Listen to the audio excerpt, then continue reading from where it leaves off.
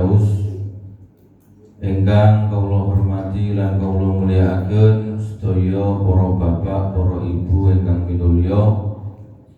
Alhamdulillah pada kesempatan malam hari ini atas wasilah atau perantara Mas Bimo kula saged silaturahim, saged muwajahah di hadapan panjenengan sedaya, saged nyambung silaturahim dan silatul ilmi, nyambung ilmu. Semoga kajian-kajian semacam ini bisa kita ikuti bersama secara istiqomah untuk mencari ridha Allah Subhanahu wa ta'ala. Pada kesempatan kajian malam hari ini saya sudah menyiapkan sebuah materi. Sebenarnya materi ini adalah materi yang akan menjelaskan tentang bagaimana cara kita memahami kehidupan. Jadi kalau kita membaca Al-Manhaj Al-Muqtarah fi Fiqhil Hayat, metode atau cara bagaimana kita memahami rumus-rumus kehidupan. Cara kita memahami rumus kehidupan yang dilandasi dengan Al-Quran dan hadis. Tetapi sebelum nanti kita jauh untuk masuk membaca, memahami secara pelan-pelan, biasanya dalam tradisi para ulama, setiap kajian, setiap ngaji itu dimulai dengan Bismillahirrahmanirrahim. Termasuk ayat Bismillahirrahmanirrahim menurut salah seorang ulama namanya Syekh Abdul Qadir Al-Jilani, di dalam tafsirnya namanya Tafsir Al-Jilani, itu diterangkan bahwa Al-Quran 30 juz ketika diringkas itu menjadi Ummul Kitab atau Al-Fatihah. Ummul Kitab atau Al-Fatihah ketika diringkas menjadi Bismillahirrahmanirrahim.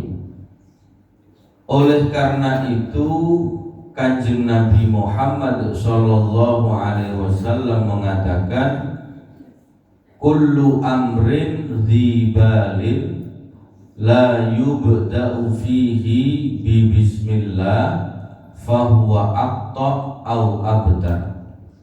Segala sesuatu, segala macam aktivitas baik yang tidak dimulai dengan membaca bismillah, maka akan terputus keberkahannya. Kemudian di dalam syarah kitab Arba'in Nawawi, salah seorang ulama mengatakan, jika kita membaca bismillah sebelum kita tidur 21 kali, insya Allah jasad dan roh kita selama tidur akan dijaga oleh Allah. Termasuk pada saat kita melakukan kurban, jika tidak membaca bismillah, apakah kurban kita sah atau tidak? Tidak sah. Berarti berangkat dari hadisnya Kanjeng Nabi ini, kita bisa memahami ada apa makna yang mendalam, rahasia-rahasia yang terkandung di dalam Bismillahirrahmanirrahim. Di dalam sebuah kitab namanya Alfiyah Ibnu Malik dijelaskan makna bismillah itu ada 7. Beliau mengatakan bil basta'in wa adi awid al-syiki wa mithlama wa min wa'an bihantiki.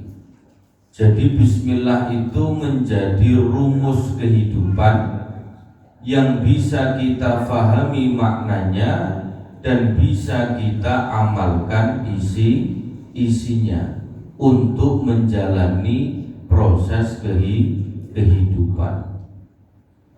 Jadi apa makna bismillah yang pertama? Makna bismillah yang pertama adalah isti'anah. Isti'anah itu maknanya meminta pertolongan kepada Allah Subhanahu wa ta'ala. Ketika kita membaca Bismillahirrahmanirrahim, di dalam pikiran kita, di dalam hati kita, di dalam kesadaran kita, kita memohon diberikan pertolongan oleh Allah. Nek cara Jawi, Gusti kula nyuwun panjenengan maringi pitulungan tenggene sedaya uripe kula, pekerjaane kula, keluargane kula, masa depane kula, anak putune kula. Niku makna dari isti'anah. Jadi jenengan membaca bismillah dengan kesadaran bahwa kita meminta diberikan yang terbaik oleh Allah untuk kehidupan kita. Itu makna dari bismillah yang pertama, yang artinya isti'anah. Ada kesadaran untuk tawakal, memasrahkan diri kita, kehidupan kita, masa depan kita, ekonomi kita, anak cucu kita kepada Allah Subhanahu wa ta'ala. Kemudian makna bismillah yang kedua adalah takdiyah. Takdiyah itu apa Pak Bu? Takdiyah itu kita selalu terus-menerus memohon kekuatan zahir batin untuk menjalani kehidupan. Karena pada dasarnya tidak ada manusia yang hidup tanpa problematika. Saya tanya sekarang, siapa yang hidupnya tanpa problem? Yang ikut ngaji di masjid ini. Nanti ada problem urusan ekonomi selesai pindah lagi urusan keluarga selesai nanti ada urusan anak selesai ada urusan pendidikan selesai nanti ada apa lagi. Kita hanya bisa meminta kepada Allah supaya diberikan kekuatan zahir batin untuk menjalaninya. Kenapa kita harus terus menguatkan hati dan jiwa kita untuk meminta kepada Allah? Karena tidak ada cobaan yang melampaui batas kemampuan dan kapasitas kita. Ketika Allah memberikan ujian, memberikan cobaan, memberikan problematika, sesungguhnya Allah sudah memahami dan mengetahui bahwa kita akan mampu dan kuat menjalaninya. Bedanya apa Bu? Kalau kita mengucapkan Bismillahirrahmanirrahim dengan niat meminta kekuatan kepada Allah zahir dan batin, insya Allah kita akan ringan menjalani setiap proses masalah yang kita hadapi. Allah akan memudahkan jalan. Allah akan memberikan banyak solusi atas masalah-masalah yang sedang kita hadapi. Tetapi kita harus ingat bahwa di dalam Al-Quran Allah bersabda, Innallaha la yughayyiru ma biqaumin hatta yughayyiru ma bi anfusihim. Kalau kita mau menyelesaikan masalah ya tidak boleh diam. Yang pertama harus ada niat yang kuat, tekad yang kuat. Yang kedua, kita harus memahami dengan akal, dengan nalar kita. Kita harus memahami dengan kejernihan batin dan jiwa kita. Ketika semua itu kita lakukan, ditambah dengan Bismillahirrahmanirrahim yang kita niatkan untuk lita'diyah, pasti semuanya akan ada jalan keluar.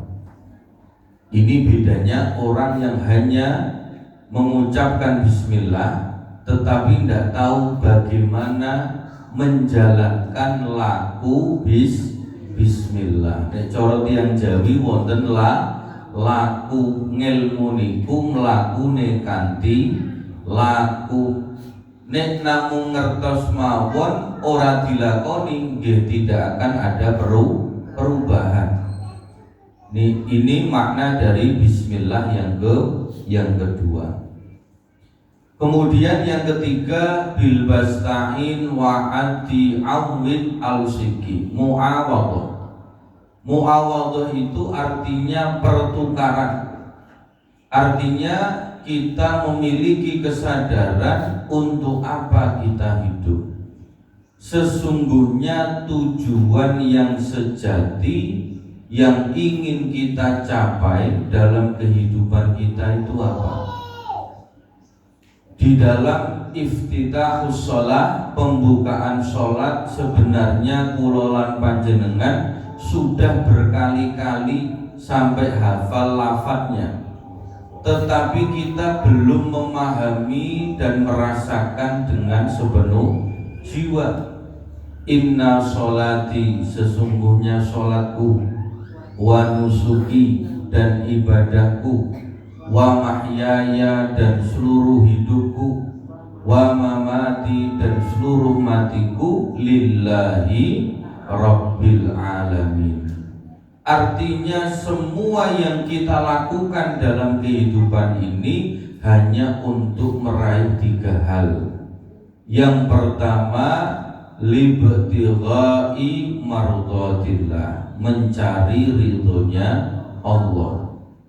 Yang kedua, mencari mahabbatullah, tresnane Gusti Allah. Sing nomor tiga, untuk mencari rahmatullah, welas asihe Gusti Allah. Bayangke mawon nek kula jenengan urip wis diridhoni Gusti Allah, ditresnani kalih Gusti Allah, diwelasi kalih Gusti Allah, kinten-kinten uripe ayem tentrem napa mboten? Ayem tentrem. Masih wong urip niku mesti kesel nggih. Ndak ada orang hidup yang ndak capek niku. Wong urip niku mesti napa? Kesel. Nggih, kesel rogone, kadang kesel pikirane, kadang kesel napa atine. Tapi kita saged merasakan nikmatnya hidup jika pikiran kita terang, hati kita tenang. Ini yang terus kita bangun, kesadaran untuk mencari ridhonya Allah, tresnone Allah, kalih welas asihe Gusti Allah dalam semua aktivitas. Apalagi kalau kita beribadah, sholat, maos Quran, berzikir dengan sepenuh jiwa yang senang karena atas dasar cinta yang murni, kira-kira nikmat napa mboten? Bukan karena paksaan, tapi betul-betul karena kemurnian cinta kita kepada Allah, kita menikmati seluruh perintahnya Allah dengan rasa cinta. Boten benten bapak-bapak direwangi kerja rina wengi, paribasane tiyang Jawi sikil tekan sirah, sirah tekan sikil, nyatane karena atas dasar cinta kepada keluarga yo seneng-seneng mawon, yo gak gampang jenuh, yo gak gampang kesel. Lah ini makna dari mu'awadun. Sebenarnya sejatinya kita hidup itu tujuan yang paling utama, yang paling hakiki, yang paling sejati itu apa? Hanya 3 saja. Mencari ridhonya Allah, mencari cintanya Allah, dan kasih sayangnya Allah. Lah cara kita untuk mencapai ke sana, kita harus memiliki 3 hal. Yang pertama, kita harus memiliki al-lutfu war-riqqatu, kelembutan jiwa, duwe rasa welas, duwe rasa tresno ning gone wong liya. Kalau kita selalu menebarkan kerahmatan, kasih sayang yang tulus cinta kita kepada orang lain, pasti Allah akan menurunkan kasih sayang dan cintanya kepada kita. Itu makna dari hadis irhamu man fil ardi yarhamukum man fis sama. Tebarkanlah cinta, kasih sayang, welas asih kepada seluruh makhluknya Allah, maka Allah akan memberikan kasih sayangnya. Kehidupan kita akan diliputi oleh cinta dan kasih sayangnya Allah. Contoh yang paling sederhana, dengan diri kita saja. Apakah selama ini kita bisa bernafas, merasakan nafas yang enak, yang nikmat, itu semuanya karena ada oksigen? Apakah kita pernah berterima kasih kepada oksigen? Apakah kita pernah berterima kasih kepada diri kita, kepada pikiran kita, kepada hati atau jiwa kita, kepada kehidupan kita yang sedang kita jalani? Untuk berterima kasih saja kadang-kadang kita lupa. Padahal laku dari sifat syukur adalah berterima kasih. Maka Kanjeng Nabi Muhammad sallallahu alaihi wasallam mengatakan, "Man lam yashkurin nas lam yashkurillah." Barang siapa yang belum bisa berterima kasih kepada sesama makhluknya Allah, maka secara hakikat dia belum bisa berterima kasih kepada Allah. Maka berterima kasih kepada diri sendiri, berterima kasih kepada makanan, berterima kasih kepada minuman. Dengan cara apa? Cukup mendoakan di dalam hati kita yang terdalam. Itu bagian bentuk rasa syukur yang kita lakukan sehari-hari. Dan itu akan meningkatkan kualitas rohani dan kualitas jiwa kita dengan memperbanyak bersyukur kepada para makhluknya. Saya sering menyampaikan, kita setiap hari itu butuh air apa enggak? Butuh. Air itu makhluknya Allah apa enggak? Makhluknya Allah. Tapi apakah pernah kita mendoakan air yang telah menghidupi dan mencukupi kita setiap hari? Apakah pernah kita mendoakan tanah yang tanah itu telah coro Jawa niku nukulno macem-macem panganan, sehingga kula jenengan bisa makan nasi, bisa makan ketela, bisa makan jagung. Itu semua karena wasilah atau perantara makhluknya Allah yang namanya tanah. Pernah kita mendoakan matahari yang terus-menerus memberikan sinarnya sebagai nutrisi bagi kehidupan kita. Jadi kalau misalnya dalam tradisi Jawa bahasanya matur suwun, Wonten nggih? Matur suwun, ndongakno, dibacakan Al-Qur'an, itu ada dasarnya. Itu bagian dari bentuk kita bersyukur dan berterima kasih. Karena tadi kata Kanjeng Nabi, "Man lam yashkurin nas, lam yashkurillah." Barang siapa yang belum bisa berterima kasih kepada sesama makhluknya Allah, maka sesungguhnya dia belum bisa berterima kasih kepada Allah. Ini tradisi yang ada landasan hadis-hadisnya. Kemudian yang kedua, kita harus memiliki sikap al-ihsan. Al-ihsan itu sikap altruisme. Kita berbuat baik kepada siapapun dimanapun kita berada, tidak memandang status sosialnya, apakah dia orang miskin atau orang kaya, apakah dia orang pintar atau orang bodoh, apakah dia orang jahat atau orang baik sekalipun, kita berbuat baik. Ini makna cara kita untuk bisa mendapatkan kemuliaan dari Allah berupa cinta, kasih dan ridhonya Allah. Lalu yang kedua, bagaimana cara kita mendapatkan tiga hal tadi, termasuk dengan al-wi'am wal insijam.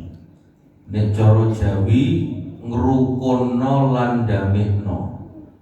Dimanapun kita berada, dengan siapapun kita berinteraksi, kita harus menjadi duta kerahmatan dan duta perdamaian. Karo tangga nggih rukun, karo dulur nggih ngrukono, kalih keluarga nggih ngrukono. Itu yang nanti akan menurunkan rahmat dan cintanya Allah kepada kita. Itu makna bismillah yang nomor 3. Jadi yang pertama tadi adalah isti'anah, ada kesadaran untuk memohon pertolongan kepada Allah, ada kesadaran untuk lita'diyah, selalu memohon kekuatan zahir dan batin. Lalu yang ketiga ada mu'awadhah, ada kesadaran untuk mencapai tujuan yang hakiki dalam kehidupan ini berupa mencari ridha, rahmat dan mahabbahnya Allah Subhanahu wa ta'ala. Kemudian makna yang keempat di dalam bismillahirrahmanirrahim adalah ilsaq. Ilsaq itu jiwa batin kita selalu bertaut kepada Allah. Makanya zikir itu ada 3. Ada namanya zikir bil lisan, yang biasa insya Allah sudah kita lakukan setiap hari, minimal setelah sholat, membaca subhanallah, alhamdulillah, la ilaha illallah, Allahu akbar, la haula wa la quwwata illa billahil aliyyil azim. Atau membaca sholawat. Sholawat pun itu bentuknya, jenisnya banyak sekali. Ada yang namanya sholawat fatih, ada yang namanya sholawat tibbil qulub, ada yang namanya sholawat munfarijah atau nariyah, ada sholawat Jibril, ada sholawat ashwil dan lain sebagainya. Lalu yang kedua ada zikir yang maknanya adalah zikir bil arkan. Kalau yang pertama tadi apa? Zikir bil lisan. Cukup lisannya yang berzikir.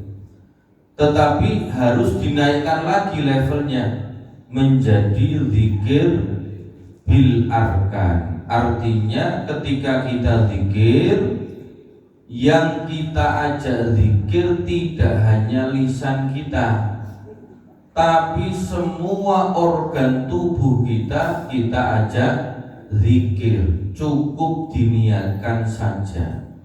Jadi pikiran ikut zikir, hati ikut zikir, sel-sel dalam tubuh kita ikut berzikir, jantung kita ikut berzikir, paru-paru kita ikut berzikir, darah, kulit dan tulang kita juga ikut berzikir. Itu namanya zikir bil arkan. Lalu yang ketiga ada lagi makna zikir, yaitu zikir bil janan. Ini levelnya paling tinggi, karena cara zikir ini apapun yang kita lakukan itu langsung tersambung ingat kepada Allah. Contohnya nopo, jenengan sedang makan. Ketika kita makan merasakan kenikmatan, jiwa kita, hati kita langsung tersambung kepada Allah. Karena yang memberikan kenikmatan pada makanan ini hakikatnya adalah Allah. Allah punya salah satu asma'nya, salah satu namanya Al-Mun'im. Allah yang maha memberikan nikmat. Jika Allah tidak memancarkan asmanya yang berupa Al-Mun'im kepada makanan, kepada minuman, maka kita tidak akan pernah merasakan kenikmatan. Ketika kita melihat ada air yang menghidupi semua manusia, yang menghidupi semua tumbuhan, yang menghidupi semua tanah, jiwa kita tersambung kepada Allah, semua bisa hidup karena terpancari oleh asmanya Allah, yaitu Al-Muhyi, Allah yang maha menghidupkan. Dengan menciptakan air, semua makhluknya bisa hidup. Itu namanya zikir bil janan. Kalau kita sudah terbiasa melakukan 3 zikir ini, maka seperti yang disampaikan Allah dalam Al-Quran, ala bidzikrillahi tatma'innul qulub. Jiwa kita akan damai, akan tenang, kita akan bisa menikmati proses-proses kehidupan yang kita jalani. Pikiran kita akan selalu jernih, karena zikir itu secara psikologis bisa mempengaruhi sel-sel saraf otak kita dan mempengaruhi sel-sel jantung atau hati kita. Ini secara ilmiah. Kemudian yang kelima, makna dari Bismillahirrahmanirrahim adalah min. Min itu artinya dari. Kita selalu menyadari apapun yang kita miliki di dunia ini hakikatnya adalah dari Allah, bukan hak milik kita. Kita itu hanya statusnya hak pinjam saja. Karena sebenarnya yang memiliki nyawa kita, hidup kita, nafas kita adalah Allah Subhanahu wa ta'ala. Kalau kita memahami rumus bismillah ini, kehilangan apapun menungso wajar jika mengalami apa? Rasa gelo, rasa kecewa. Tapi kalau kita ingat rumus bismillah, oh ada makna min, bahwa sejatinya tidak ada yang abadi. Statusnya hanya status pinjaman. Dunia niku isine namung gantian. Sing tau miskin yo dadi sugih, sing tau sugih ana sing balik tenggene miskin lagi, sing tuwa sampun wafat, sing cilik dadi gede. Itu dunia selalu berputar. Maka ketika orang mati-matian mempertahankan apapun terkait dengan keduniawian, pasti yang ada hanya kekecewaan demi kekecewaan. Karena pada dasarnya memang Allah tidak menciptakan dunia ini dengan kenikmatan yang sempurna. Karena Allah telah menyiapkan darul akhirah, dunia akhirat yang kekal abadi, yang kita semua insya Allah akan menikmati kenikmatan sejati di alam akhirat. Makanya dunia itu pasti biasa, selalu ada dua hal, kadang seneng, kadang susah, kadang was-was, kadang wedi, kadang yo yakin mantep. Niku memang dunia begitu, diciptakan oleh Allah tidak dalam kesempurnaan. Maka kalau kita memahami makna min, gak ada masalah, ya oke, punya masalah, kita sedih tapi jangan lama-lama. Coro susah niku hitungan jam mawon.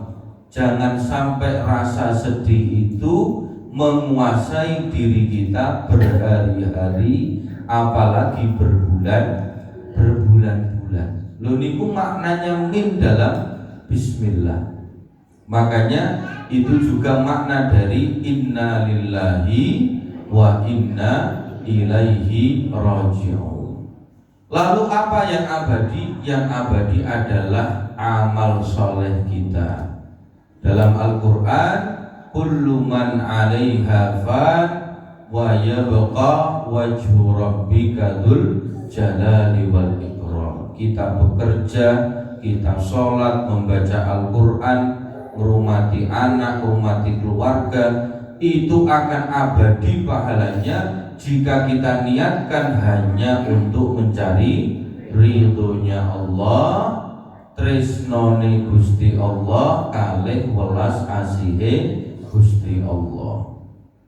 Kemudian makna yang keenam di dalam bismillah adalah fi. Fi itu maknanya di dalam.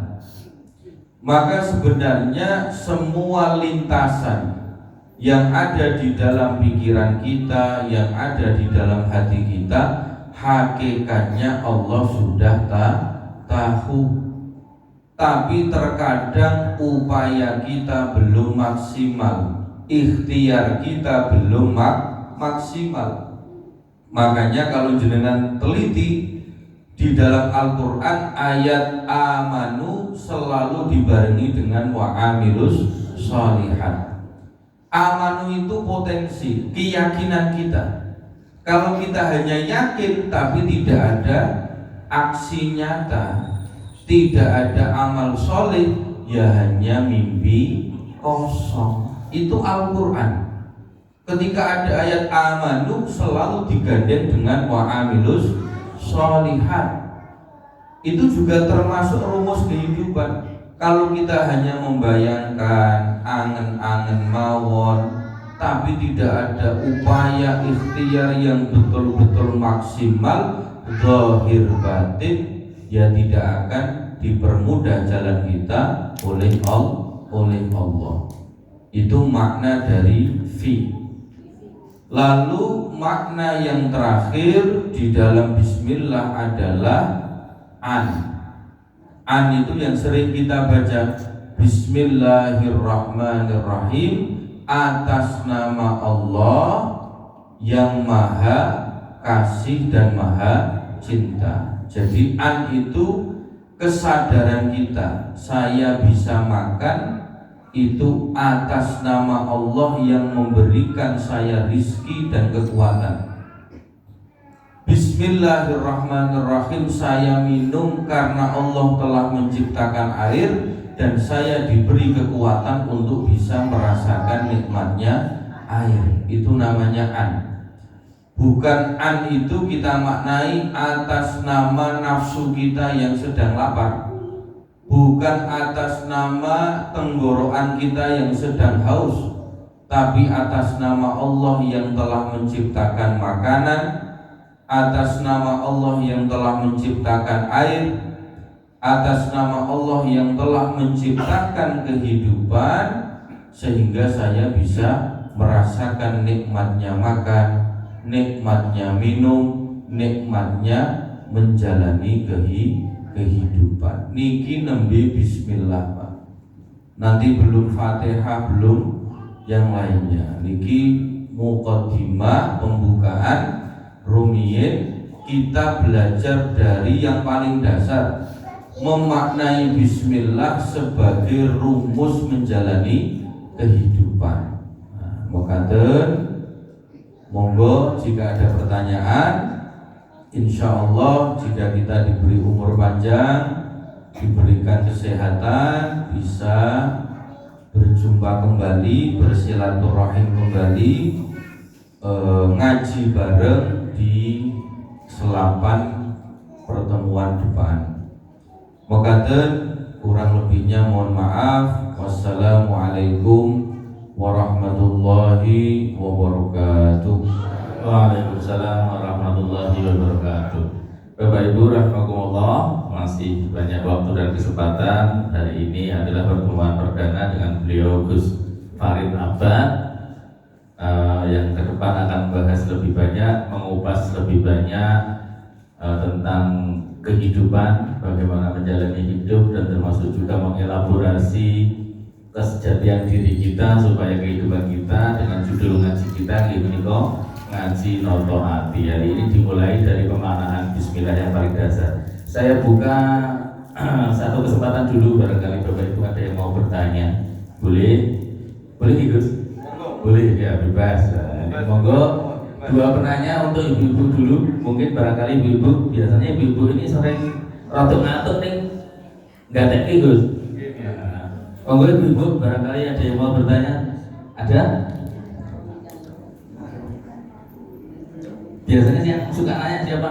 Bu Agung, siapa? Bu Wenggal. Bu Wenggal. Boleh Bu? Atau bapak-bapak? Boleh? Ada bapak-bapak? Bapak, ini Pak Kasdul, saya Pak Kasdul. Belum?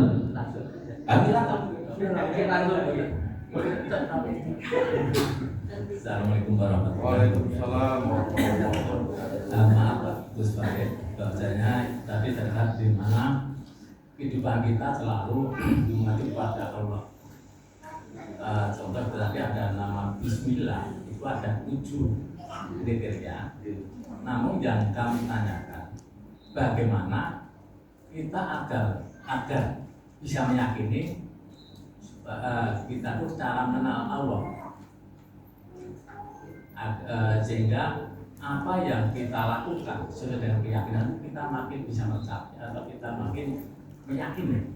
Itu saja. Masih. Assalamualaikum warahmatullahi wabarakatuh. Waalaikumsalam warahmatullahi wabarakatuh. Satu pertanyaan. Ada lagi? Monggo Pak Jibur ngomong.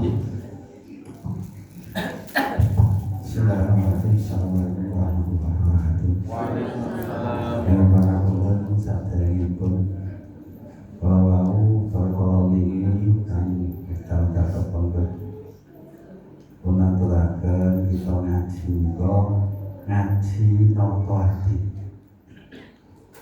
Mari napa agisangan kula nyeksani tentu kemawon sampun punaturaken kata sangat perkawis ingkang dipun sandang dumateng kulawarga.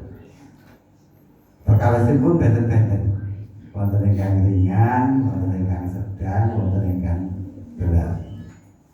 Kagem ngadepi menika tertentu atine kedah tumata.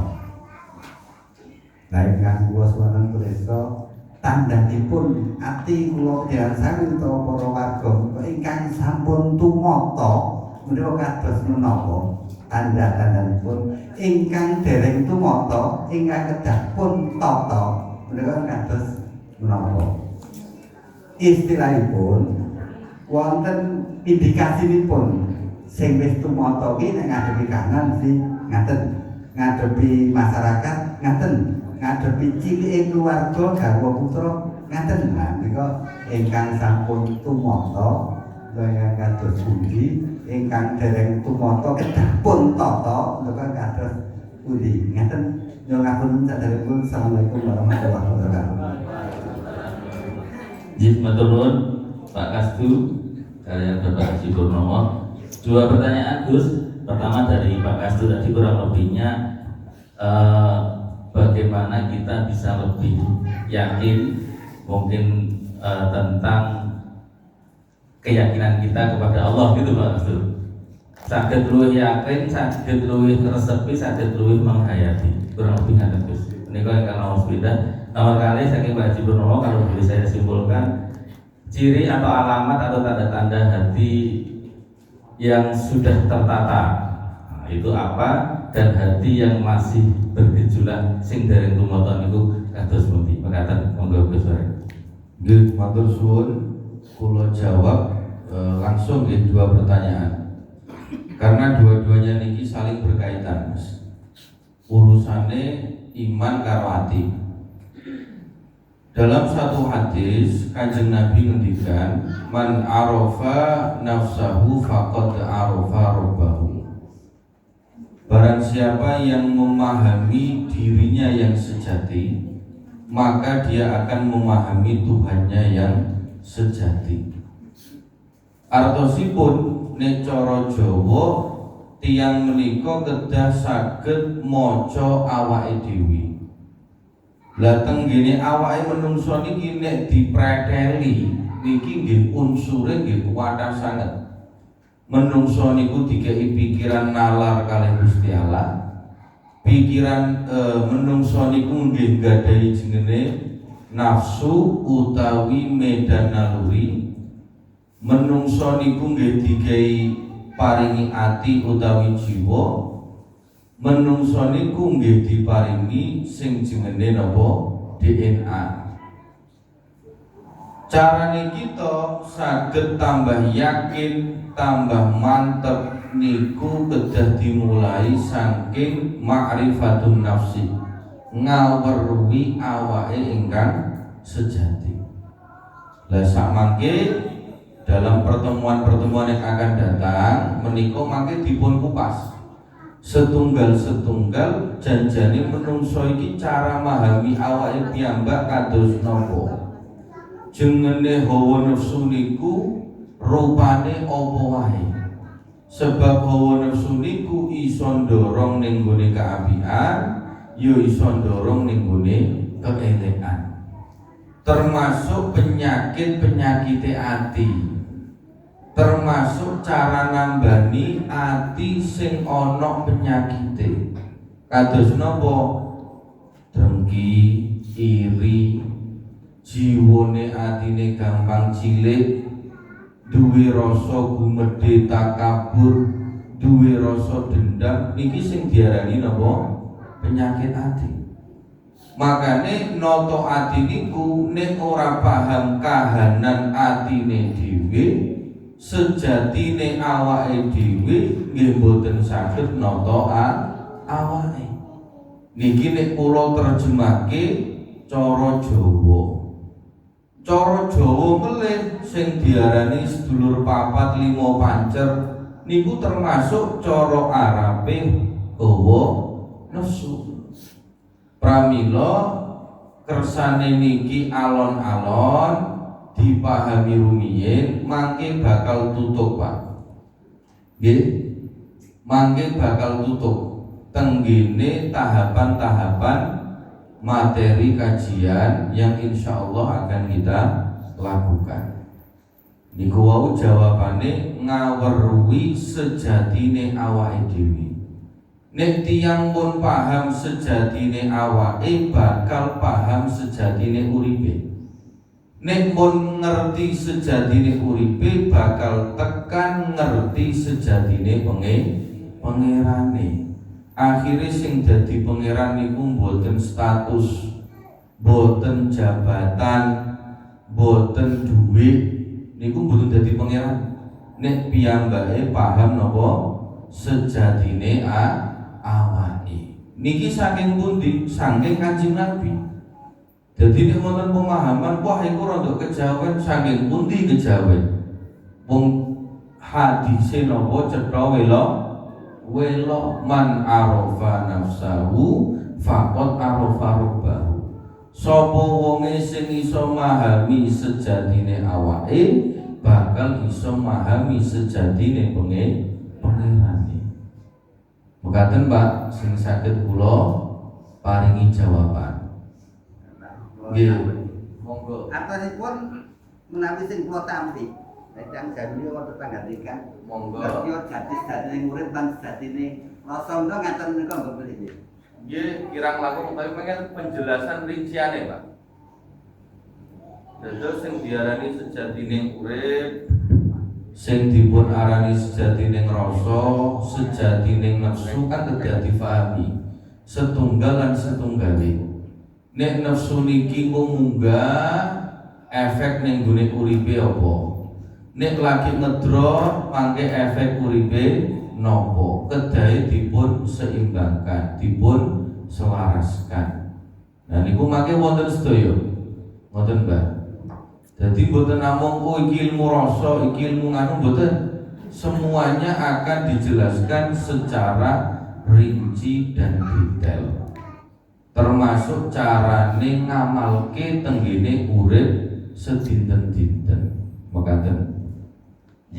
Matur nuwun Gus. Jadi sudah dijawab pertanyaan dari Pak Kastu dan Pak Haji Purnomo. Kurang lebihnya tadi saya matur di depan Bapak Ibu bahwa kajian kita pada hari ini bukan kajian satu kali. Jadi beliau memang ngajinya kita. Jadi nanti per bab. Maka hari ini muqaddimah fiqhul hayah, yaitu pemahaman kita terhadap kehidupan, dimulai dari elaborasi tentang tafsir bismillah. Nah, ke depan kita akan mendapati bab-bab, misalnya adalah bab racun hati, kemudian bab racun mental, kemudian dan lain sebagainya, termasuk akal, pikir dan lain sebagainya. Itu nanti bertahap Pak Haji Purnomo. Jadi memang ini bukan kajian satu kali selesai, tapi ini ngaji. Dan ngaji kitabnya adalah kurang lebihnya Fiqhul Hayah ini, nanti per bab di setiap pertemuan akan dibahas. Jadi bukan pada tahap ini langsung kita bisa menyimpulkan, tidak, tapi kita akan mengupas itu dan nanti di setiap session insya Allah akan dibuka session tanya jawab ke depan seperti apa. Mengatakan masih ada waktu 10 menit, Gus Farid mungkin masih berkenan 2 pertanyaan lagi, boleh? Ada Bu? Betul, cekap. Terus ini kurang betul. Bapak ada lagi? Cekap?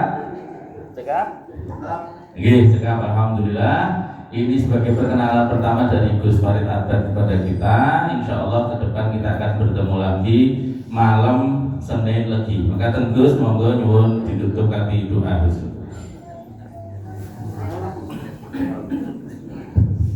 Al-Fatihah. A'udzu billahi minasyaitonir rajim. Bismillahirrahmanirrahim. Alhamdulillahirabbil alamin arrahmanir rahim maliki yaumiddin. Iyyaka na'budu wa iyyaka nasta'in ihdinas siratal mustaqim siratal ladzina an'amta 'alaihim ghairil maghdubi 'alaihim waladdallin. Amin. Bismillahirrahmanirrahim. Allahumma rzuqna al-ikhlas wal istiqamah wa hubballahi wa hubba man ahabba. Allahumma inna ala dzikrika wa syukrika wa husni ibadatik. Allahumma ya man huwa fi 'uluwika, ya man huwa fi 'ilmihi muhit, ya man huwa fi izzi latif, ya man huwa fi majdihi munir, ya man huwa fi 'ata'ihi katsir.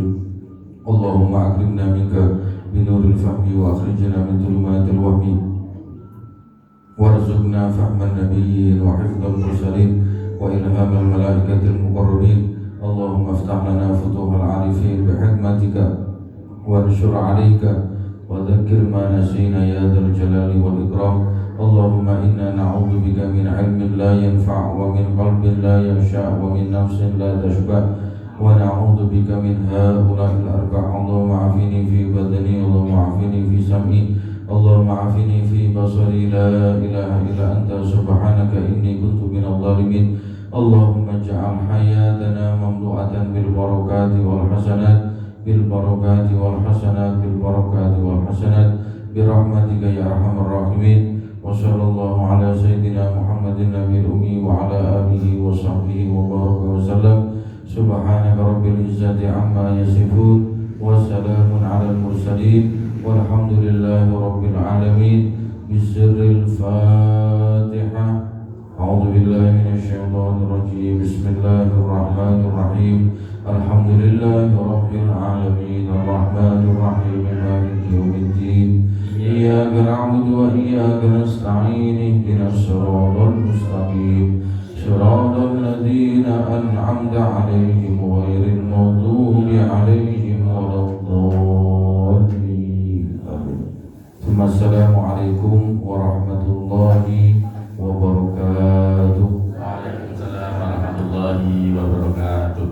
Ngaturaken punging panuwun, terima kasih yang sebesar-besarnya kepada beliau Gus Farid Tabat atas ilmu yang diberikan sebagai mukadimah ngaji kita, menyampaikan terima kasih yang sebesar-besarnya kepada Bapak, Ibu, semua jamaah, semua warga yang telah mendukung kita luar biasa. Saya nggak nyangka ngaji perdana terus jajan gorengan biasa terus malah bernyokol. Saya terharu dan saya berterima kasih sangat. Wonten Rudi Nopo Boten Nyangka kula nggih. Estu monggo kebaikan-kebaikan yang sudah kita tebarkan ini tidak berhenti pada hari ini dan berlanjut. Ngaturi panjenengan sami pilih malam Senin Legi yang akan datang kita insyaallah ngaji lagi yang berarti ngaji pada 8 Senin Legi insyaallah dibersamai oleh